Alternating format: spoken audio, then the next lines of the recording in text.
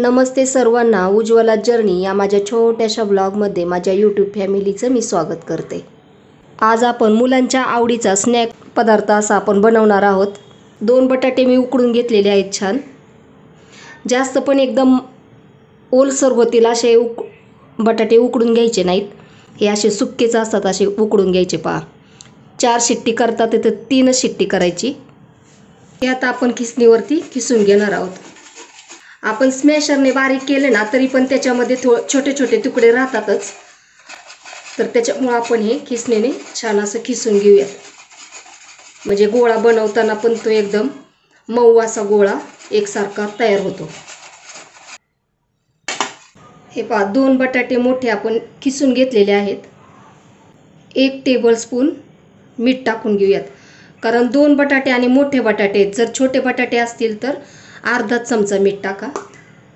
1 teaspoon हळद टाकणार आहोत, हा चमचा छोटा आहे। 1 टीस्पून लाल तिखट। आता आपण हे सर्व मिक्स करून घेऊयात अगोदर। आता याच्यामध्ये कोण कोण लाल तिखट टाकत नाही पहा, पण मी टाकलेलं आहे, कारण जर तुमच्याकडे सॉस नसेल ना तर तुम्ही हे स्माइली अशा सुद्धा खाऊ शकता। त्याच्यामुळे मी लाल तिखट सुद्धा टाकलेलं आहे थोडंसं टेस्ट येण्यासाठी। हे सर्व छान असं आपण मिक्स करून घेऊया अगोदर। आपण मॉलमधून वगैरे या स्माइलींचं पाकिट आपण विकत आणतो, त्याच्यापेक्षा असं घरगुती केलं तर टेस्टी पण होतं आणि भरपूर होतात याच्यामध्ये स्माइली।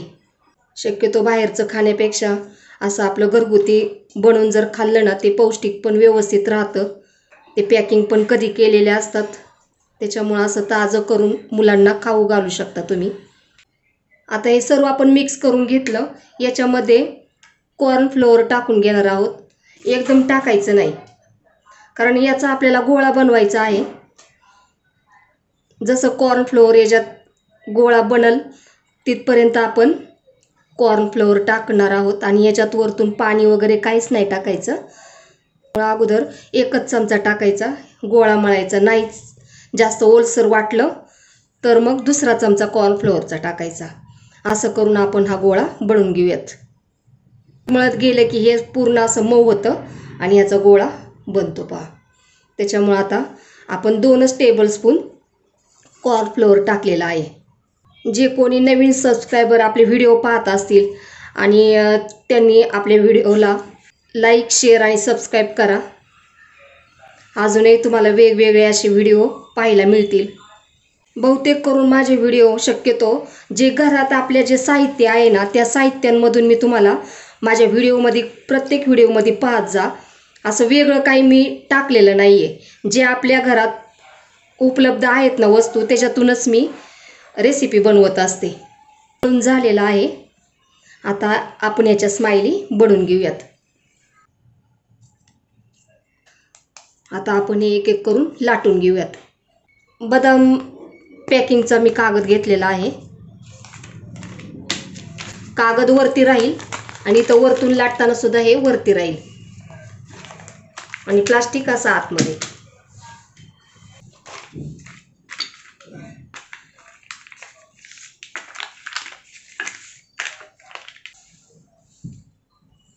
हे पहा लाटी आपली वाकडी तिकडी झाली तरी पण काही प्रॉब्लेम नाही।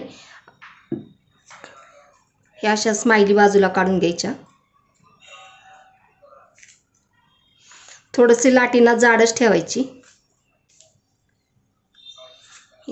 मस्त असे झालेत।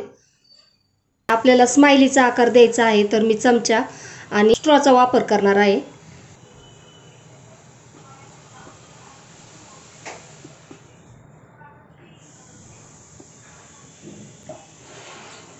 आणि चमचा शक्यतो गुळगुळीत असा घ्यायचा, पुढून टोकदार घ्यायचा नाही, त्याच्यामुळे स्माइली खूप छान उठते पहा।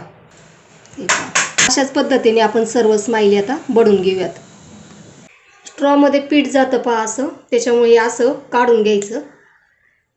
ह्या स्माइली आपण बटाट्याच्या बनवत असतो, त्याच्यामुळे बटाट्याला कसं आहे ना चिकटपणा नसतो, त्याच्यामुळे स्माइली थोड्याशा क्रॅक पण होतात। पण एकदम सावकाश हाताने करायचं, हे नाजूक हात। तेल तापलेलं आहे, याच्यामध्ये आपण स्माइली टाकून घेऊयात। एकदम सावकाश याने स्माइली टाकायच्या।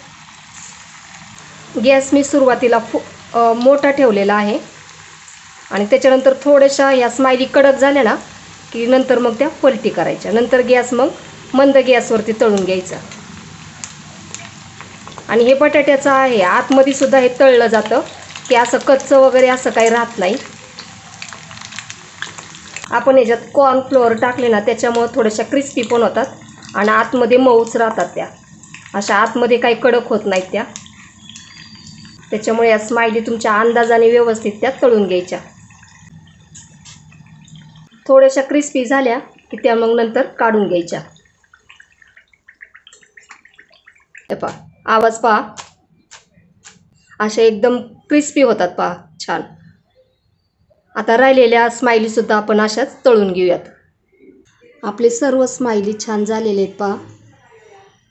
आणि तुम्हाला एक दुसरं गोष्ट सांगायची म्हणजे बटाटा जर नवीन असेल ना तर त्याला चिकटपणा नसतो, त्याच्यामुळे त्याचा गोळा व्यवस्थित बनला जात नाही आणि मग पॉलिथिनवर आपण ज्यावेळेस लाटतो त्याला चिरा पडतात. तर मी काय केलं, चिरा पडल्या त्यावेळेस थोडंसं पॉलिथिननी लाटल्या आणि त्याच्यानंतर मग आपण जे थापतो ना थालपीठ थापतो त्या पद्धतीने मग मी ते लाटी केली आणि नंतर मग ह्या स्माइली अशा गोल झाकणाने काढलेल्या आहेत. दुसरी गोष्ट, आपण स्माइलीचे जे डोळे काढले होते ना, हे स्माइलीचे डोळे काढताना याच्यात पीठ जातं, ते हे दरवेळेस असं साफ करायचं हे, त्याच्यामुळे हे रिकामं होतं आणि व्यवस्थित त्याच्या स्माइलीचे डोळे निघतात.